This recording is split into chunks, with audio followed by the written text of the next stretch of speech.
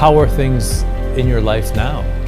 Well, I have a mommy and daddy, adopted mommy and daddy, who are totally comfortable with me being a little girl. No, God! No, God, please, no! No! No! No! How are things in your life now? Well, I have a mommy and daddy, adopted mommy and daddy, who are totally comfortable with me being a little girl, and their children and their grandchildren are totally supportive. In fact, her youngest granddaughter, when I was 8, a year ago I was 8, and she was 7, and she said to me, I want you to be the little sister, so I'll be 9. I said, well, I don't mind going to 6, so I've been 6 ever since. But we have a great time, and we color, we do kid stuff. It's called play therapy. No medication, no suicide thoughts, and I just get to play. I mean, is this not crazy enough? I mean, when does this madness, when does it stop? This is what you get when you have a society that prioritizes people's feelings over facts. You get a married man with 7 kids identifying as a 6-year-old girl. I mean, that means tomorrow I can identify as a lion just because I feel powerful. But does that make me a lion? I mean, this has to stop. Where do we draw the line? Men and women are not equal. I know everybody wants to think we are, but we're not, and that's okay. We're polar opposites. The man is supposed to be strong, he's supposed to go out and provide and conquer, and the woman is supposed to be emotional and soft, and that's okay. She's supposed to lean on the man. That way she can raise the children better. Right now there's a massive war on the family unit. They're trying to flip these beautiful gender roles so that men and women don't procreate, because if he's all in his feelings and he's emotional, unfortunately she's going to be repulsed by him. And if she's all masculine in her male energy, he's going to be repulsed by her. And so they start rejecting each other, not producing the next generation of children. So we have depopulation. Easier to control a nation. Sensational. You know, what I require. You know, there's a lot on the internet about women saying what they want and require. And every time a man says what he wants, it's like, oh, you asking for too much. And I'm just like, nah, I'll get one life. I get one life. And I'm going to dedicate my life and everything I have to you.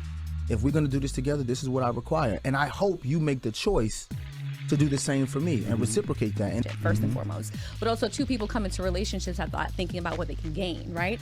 How can I get this person that checks every box on my list, and how can this person complete me? Instead of thinking, how can I get into this relationship so I can be of service to someone, right? Because I've realized the better care I take of DeVal, it equips him to take better care of me, because he has everything that he needs. Dealing with a man who's purposeful, you could never be his priority.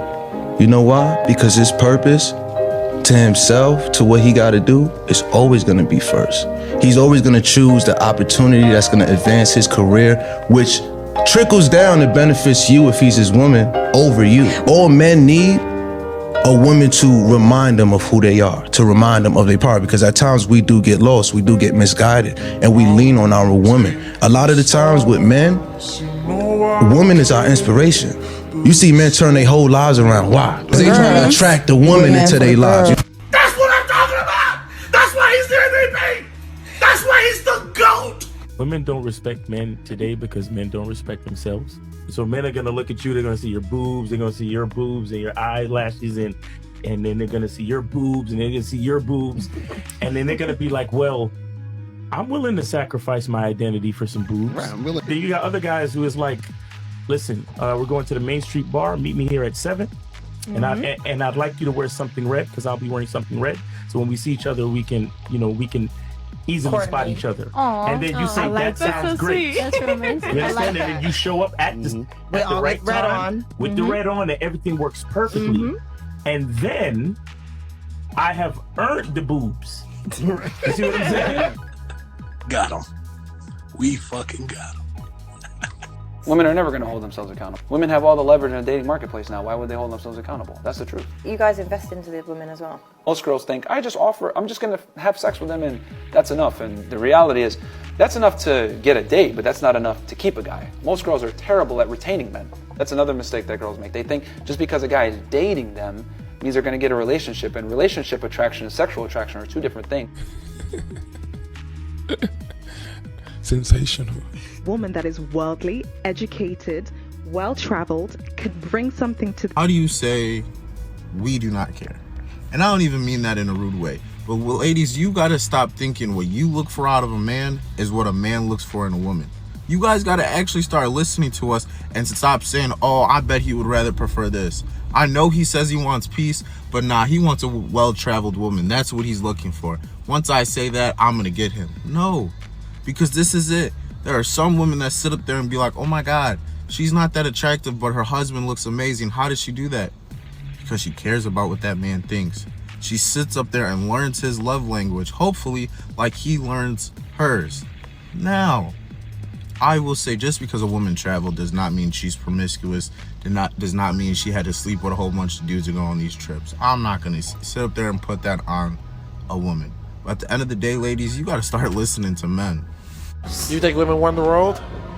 Who run the world, girls? All right, so that's a yes, huh? Okay. All right. If there's so much talk about women running the world, why are there so many women talking about being oppressed? No comment. Get that French toast out of here.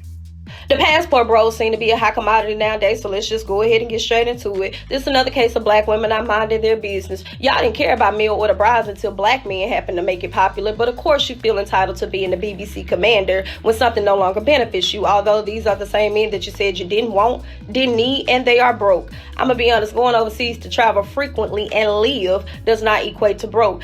But then again, this just simply speaks to the delusion and hypocrisy of women. These men have been very clear in their message. They've said time and time again they wanted wives, someone they could build with, start their family with, someone they could create a legacy with. What y'all heard was they wanted someone that they can control. Y'all minimize being a wife simply down to being a slave, even so much as telling those other women overseas that they're uneducated and practicing sex tourism.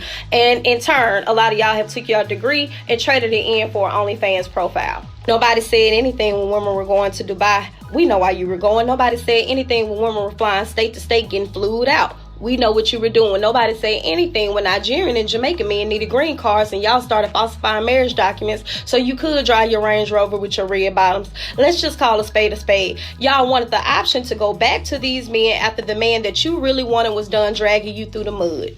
It's an evil world we live in.